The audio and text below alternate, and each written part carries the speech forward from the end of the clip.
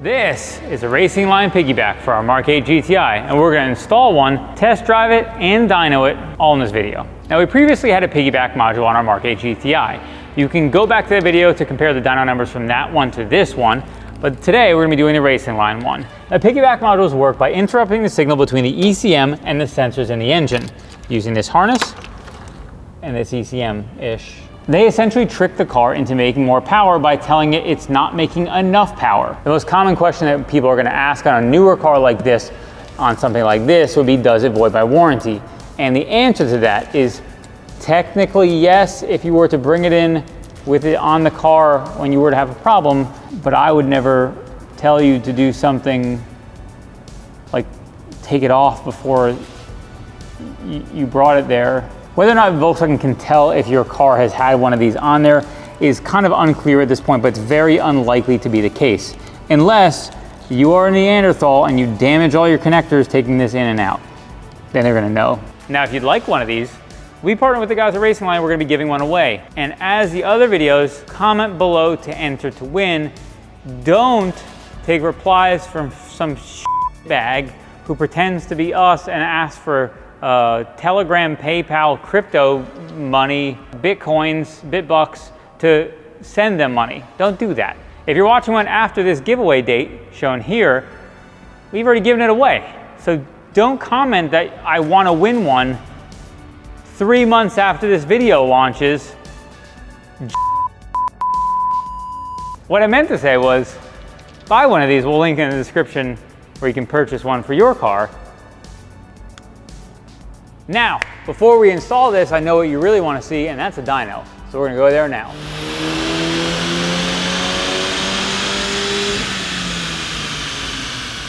Our stock dyno figures with the current mods on the car are 256 horsepower and 312 pound-foot of torque.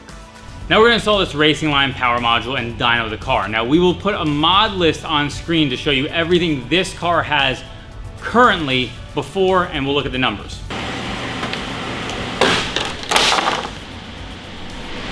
Good thing we didn't have the all-track one on. We got it installed. I struggled because we are basically working on the ground essentially. It's hot, I'm sweaty. We're gonna dyno it now.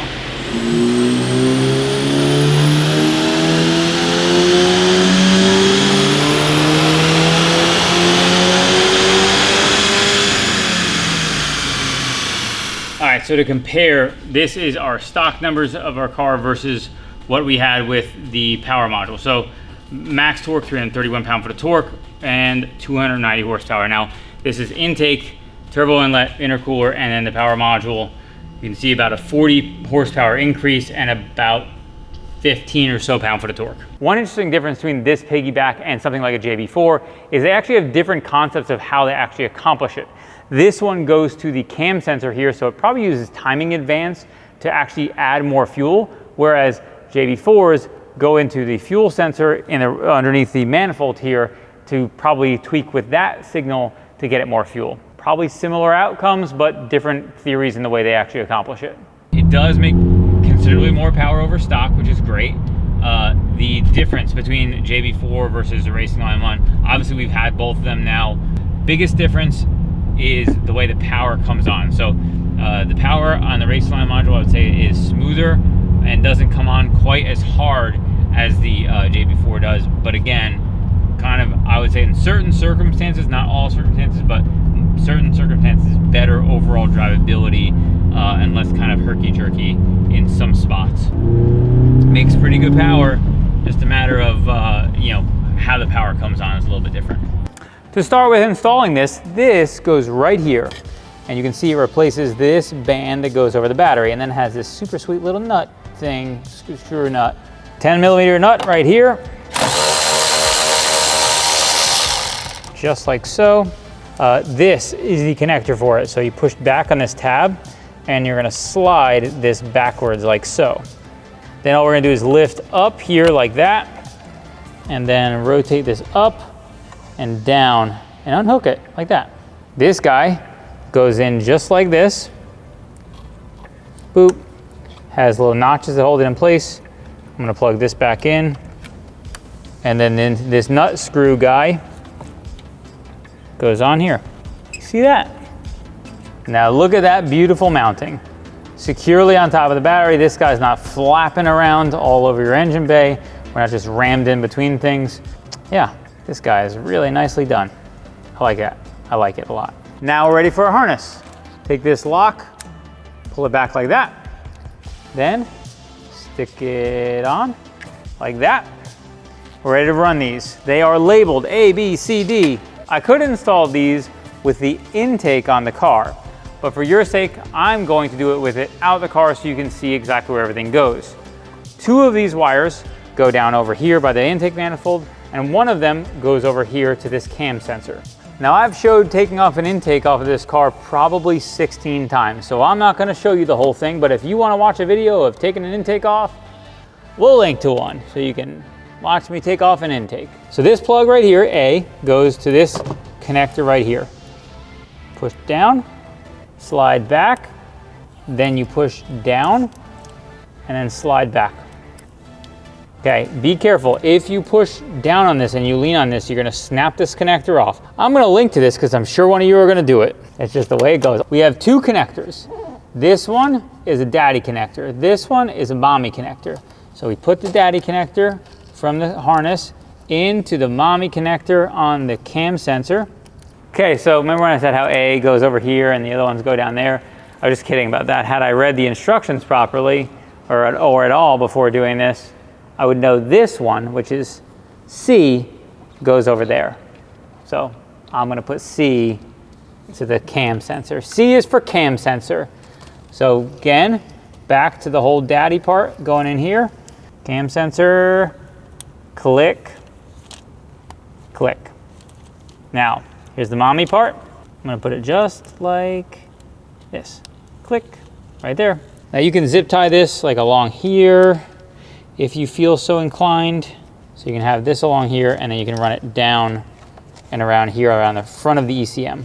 If you got a manual, make sure you don't fall down into your shifter links here because he's got to move back and forth, especially if you got a sweet short shifter like ours. ShopDAP.com, holy shift. This B goes to this sensor. This is a map sensor. It's for the map.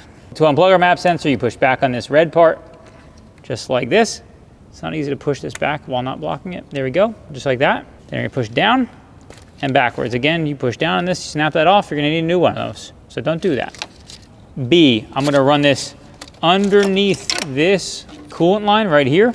And I'm actually gonna pop up this fuel line here and I'm gonna put it around the back side here. Plug in that side, plug in this side, and it's literally that easy. Now, you don't have an engine cover. I don't have an engine cover either. Apparently we're getting them eventually, but something I want to show you for cable management here is the one that goes to the cam sensor. What I think will work pretty well is I'll tuck this wire, just kind of tuck it down into there, and it will take that slack up. That way it won't be dangling over here inside of our shifter. And then that way all the slack is out, but our intake will still be able to go over top and all that good jazz. And we can move on to our last connector, the boost sensor. Now the boost pressure sensor is located at the bottom of the car at the boost pipe that comes up to our throttle body. We're gonna run this down over here. So I think the best place for most people is to kind of snake it right in between these two right here. I think for most people, this is gonna be your best bet. There are fans for the cooling system, literally right here. See this? This spins around. You get that connector stuck in that, or your wire stuck in that, it's just gonna cut that open and potentially destroy your fans. This is not Wheel of Fortune. Now, Paul, can you install this from up top? I've heard a tale that some people can do it. I kind of tried. It's not gonna be easy. If you can, you might be able to do it, but it ain't gonna be easy. You really just need some thin arms. I don't have huge arms. I would not consider myself to be particularly swole, so you have to have some real string beam arms to get it in there. Let's go up top. So the belly pan is off this car. That would just be some torque screws around here. Nathan will show you B-roll of what it looks like taking it off. And then now we're here. This is the wires we just dropped down. And the connector we need to get to is right here. There we go, watch, there we go. Okay, hopefully that hose doesn't break from me pinching it like this so people can see this. I'm gonna push this gray lock back just like the other ones. That one I got it. Push the tab back, then you push down like this, pull it out just like that. Same deal, mommy, daddy, baby. Okay, I just routed that in a bad place because I was trying to show you people at home. Don't do that. Go around the front side here like this. This one, the daddy one. Plug this guy in just like this. Click, and we're done. I'm pulling this slack a little bit and getting tension. You can like zip tie it maybe to this harness connector right there, and that way everything will stay in place if you'd like. So that's it. You finished your install and nothing else is required. You can now go drive your car, and we finished our install. If you need one, go buy one. If you're just watching this for entertainment, just go watch another one of our videos. Bye.